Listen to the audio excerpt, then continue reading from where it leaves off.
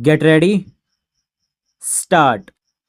But to give the lead, we need to do certain things at home. We need to be strong and clear in our minds about where we want to go. Our strength traditionally has been that we have always looked beyond the material into certain higher values, deeper values, perhaps spiritual values. We have looked beyond immediate gains. We have also tried to work for certain ideals. Today, this basic Indian thinking is coming under very severe attack, partially from you, because the real attack is from the materialistic attitude that is coming into our society.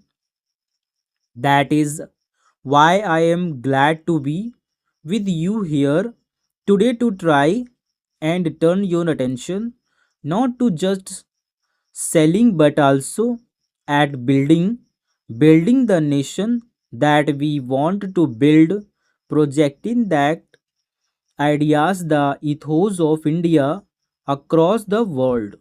For that, we need to first look within and see what we need to preserve and what the problems are and the difficulties in preserving it.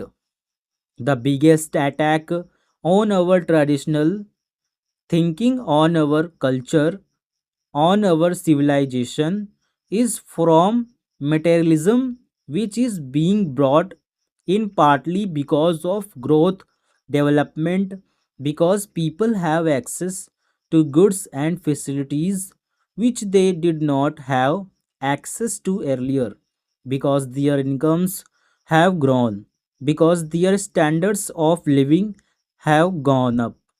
The way India has grown during these past 8 or 9 years is well behind what we ever have expected. These problems are going to get compound.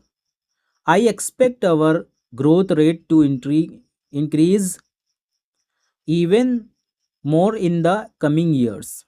So, these pressures will increase even more.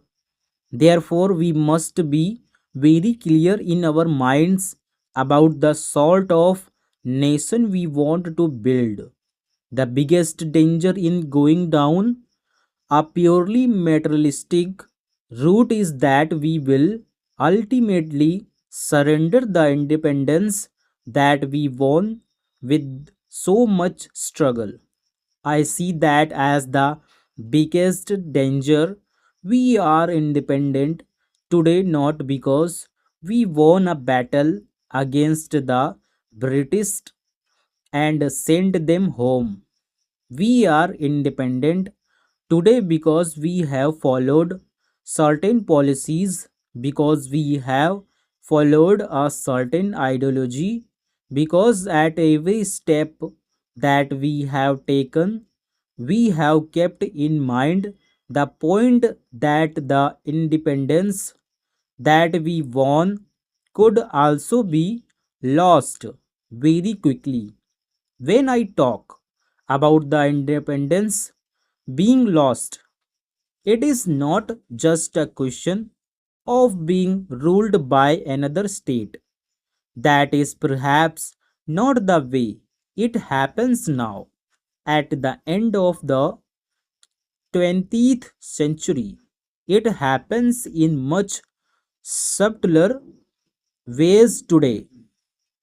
Flexibility in decision making is limited, options are cut, and ultimately you go by a feeling of righteousness.